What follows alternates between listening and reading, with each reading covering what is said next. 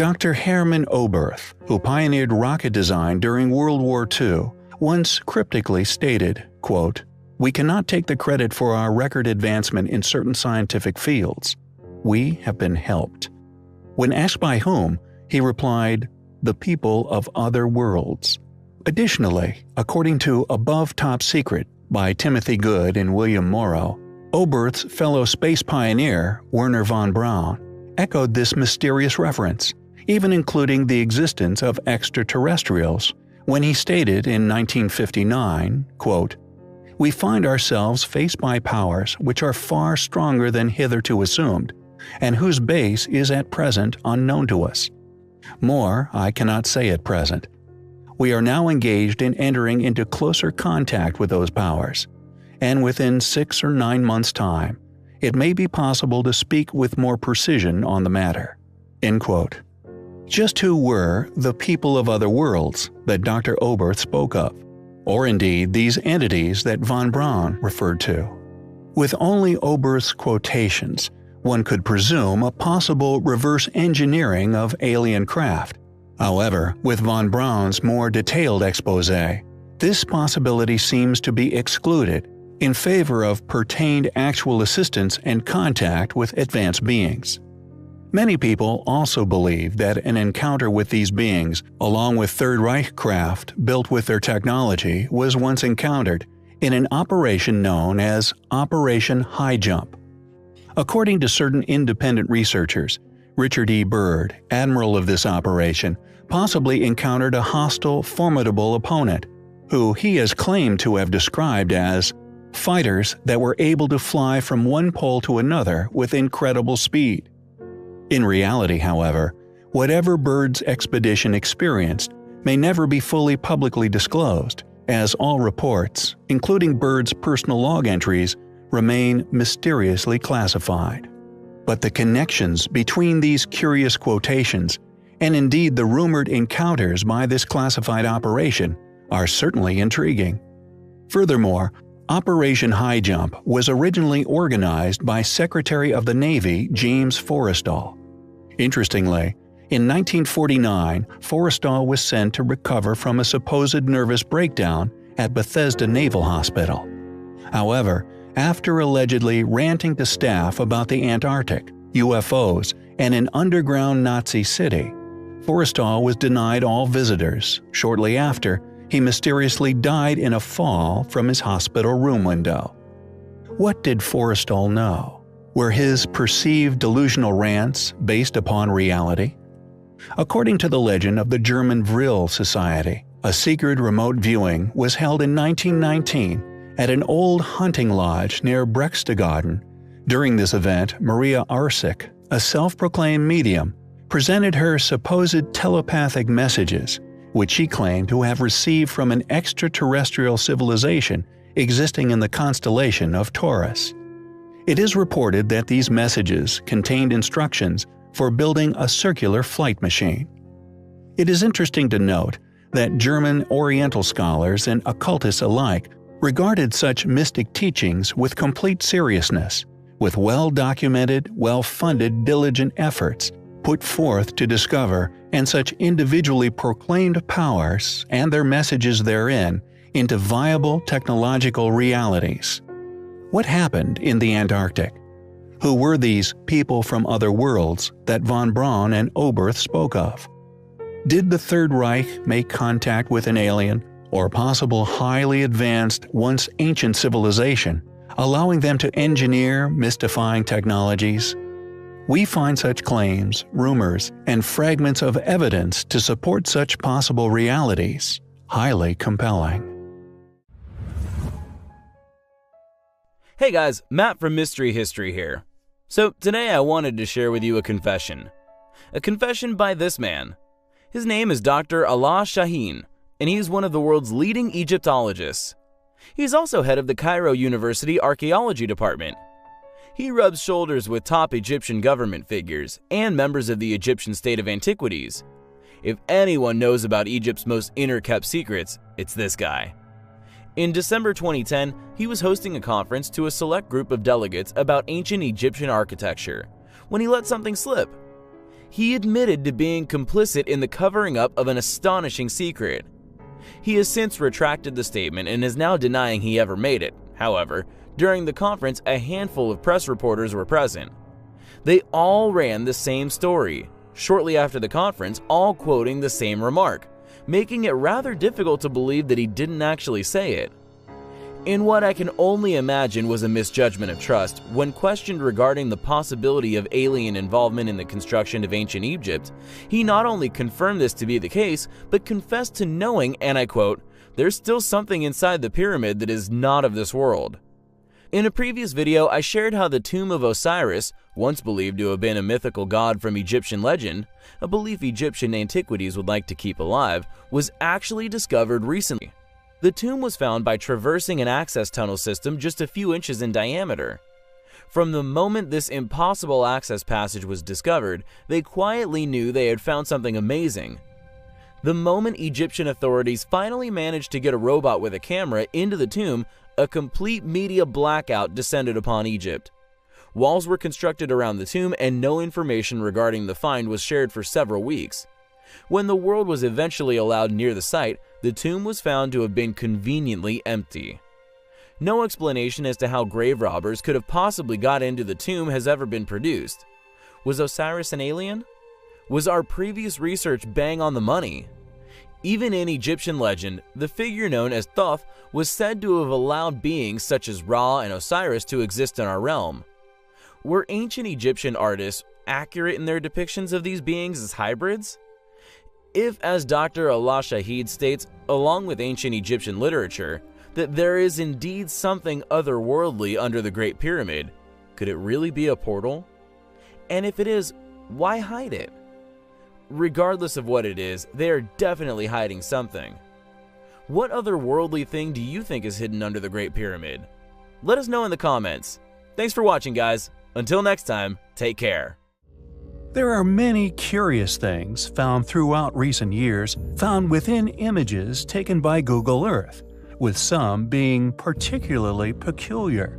One such find being that of a seemingly frozen ship, measured at 400 feet long. It is as if it were picked up and planted upon this enormous block of frozen ice within Antarctica.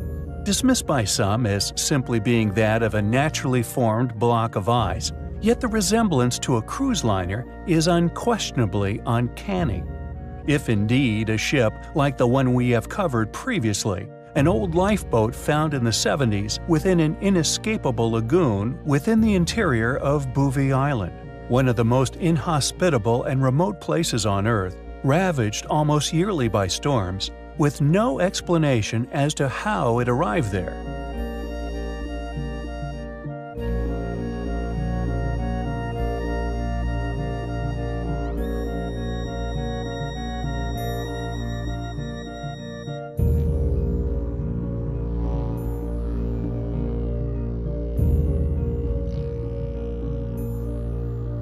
This ship would undoubtedly raise similar questions. Some conspiracy theorists even putting forward the posit that it is possibly the remnants of a Nazi vehicle, a theory linked to a base long claimed to have been created down here during the Second World War. Whatever the answer, questions regarding this curious find remain. Could this really be a ship literally frozen solid in an almost impossible location? And if so, where did it come from, and how did it get to where it rests now? We find this discovery highly compelling. During the last few years, reports have begun to circulate regarding a joint team of American and European explorers in the Antarctic. Around 20 kilometers across the Antarctic border, this team of non-governmental explorers actually confirmed the existence of a set of 3 ancient stone block pyramids peering out from beyond the shrinking ice. The preliminary finding was even published in the press, yet all subsequent information on the find has been silenced. Possible aerial photographs of the location may have been leaked, as there are some very compelling images of pyramidal ruins in Antarctica now circulating the web. American and European governments have attempted to shrug off the accusations as absurd. However, as more and more specialists are converted by substantial evidence within Egypt as to the sheer age of the Sphinx and pyramids, Many researchers now conclude that these huge ancient structures found around the world were most likely built prior to the last ice age. Additionally, fossilized ancient palm tree pollen has been found in numerous sites within Antarctica, confirming it was once much warmer than it is today, making it highly possible that past civilizations did indeed inhabit this now frozen continent. The Pyrenees map is another compelling piece of artifactual evidence to suggest that past cultures had an intimate knowledge of the Antarctic coast before it was coated in ice.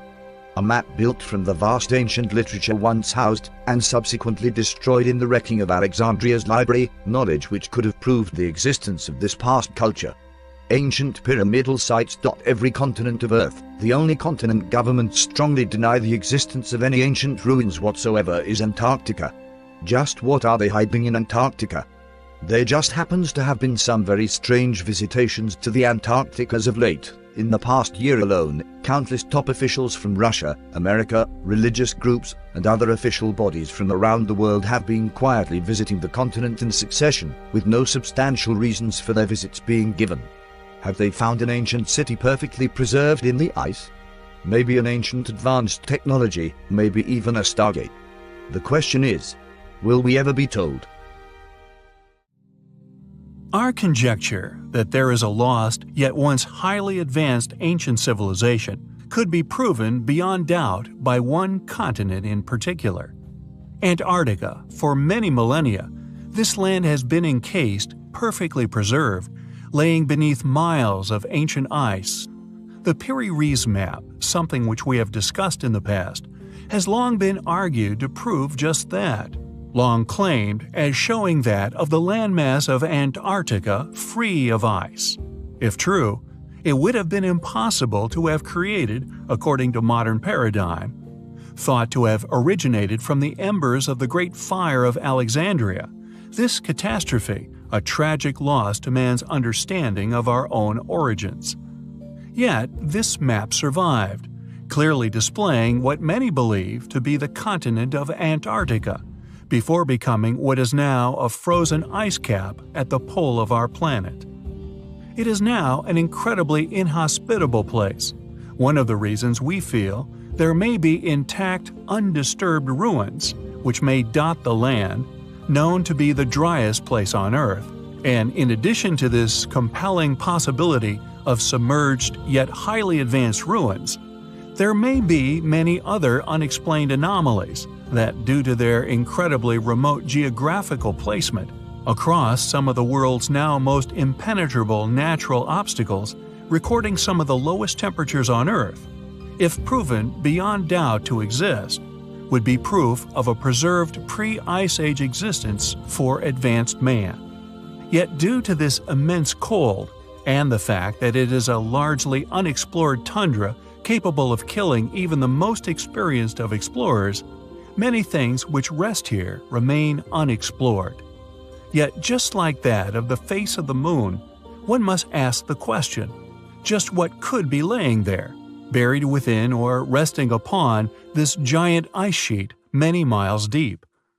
Objects just like the anomalies discovered in Roswell, New Mexico in July 1947, which, although strongly argued by officials as that of a United States Army Air Force's balloon which crashed at tremendous velocity at a ranch near Roswell, which many claim was in fact a UFO which crashed, would inevitably be covered up by whatever power was capable of not only visiting such anomaly, but retrieving it. Crashing into the seemingly endless tundra, and our next item of interest could behold just as controversial an origin as that of the causation for what many claim as the Roswell conspiracy, a truth so controversial only top military personnel would be privy to. This remarkable image taken by satellite clearly displays an as yet unexplored anomaly. Resting at the basin of a hilltop it presumably crashed into, with its velocity upon impact sliding the mysterious object down the side of the mountain. When other such objects have been discovered in the past, indeed in the same way as that of amateur sleuths, poring over satellite images looking for these exact features, military vehicles have been later snapped at these same locations, unquestionable proof of the world's government's interest in such discoveries, not only due to the environment, but also its remoteness. Found in permanently frozen areas could mean that if such objects do indeed turn out to be that of an alien craft, could also be in a condition to be successfully reverse engineered, if not repaired by man. A technological explosion would inevitably occur, a lucrative operation indeed. So, we find it curious that several such events have been claimed to have occurred since 1947. Could this also be posited to be as a result of this exact claim scenario?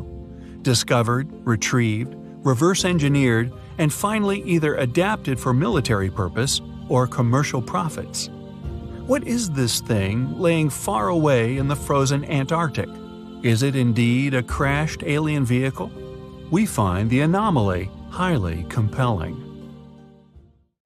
In the January of 1974, a man by the name of Duncan Lunan published an article called Space Probe from Epsilon Bootis. It concerned a mystery surrounding long-delayed radio echoes, or LDEs, first reported in the 1920s. Mysterious echoes of the transmitter's voice, which were far too powerful to have been simple reflections from Earth. Experimenters studying all over the world found that their outgoing pulses were being returned to them with a delay of 3 seconds, as if they were being amplified and returned by something at the distance of the Moon, but definitely not the Moon itself. These delay times began to vary upwards from 3 seconds in increasingly complicated sequences, but with no variation in intensity, still indicating a single source amplifying and returning the pulses.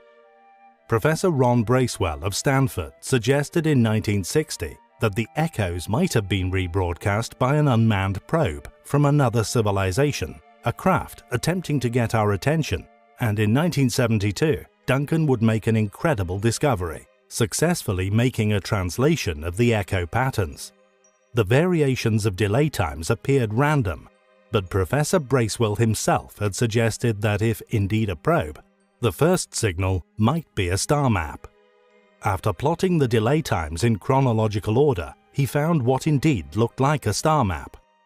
Upon showing this to astronomers, it was recognized to have been a warped image of Epsilon Bootis in the constellation Bootis. Arcturus, the brightest star in the constellation, seemed to be out of place in the map, but on checking was shown at its plotted location within the map about 13,000 years ago. Predictably, the discoveries were treated as suspect and with great hostility by the academic community.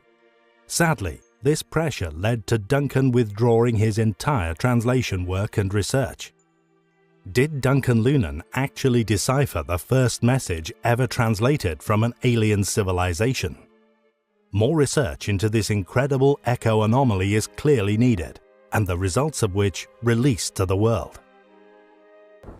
President Putin recently visited one of the most mysterious places on Earth, the ruins of the ancient town of Archaeum. Historians, archaeologists, and ufologists have spent many years trying to unravel the secrets of this place. Which nation was living in Archaeum more than 40 centuries ago? How did people of such ancient civilization manage to accomplish the incredible technological progress on Earth there? The Archaeum Valley was supposed to be flooded in 1987. Local authorities were intending to create a water reservoir there to irrigate drought-prone agriculture. However, scientists found strange ancient circles in the center of the valley.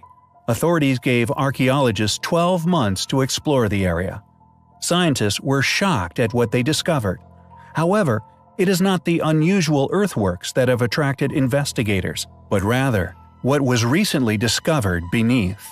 A discovery which has seen several renowned alien investigators rushing to this remote and forgotten slice of the Russian landscape in search of the undeniable proof that we are not alone. Researcher Maria Makarova and her team were able to unearth a remarkably well-preserved skeleton in the ground beneath the site. However, it soon became evident that this was no normal skeleton. And although the research team have attempted to disagree with the clear possibility of it not actually being human remains, choosing to suspect that the skeletons somehow belong to a woman from the Sarmati tribe, which lived in what is now Ukraine, southern Russia, and Kazakhstan about 2,000 years ago.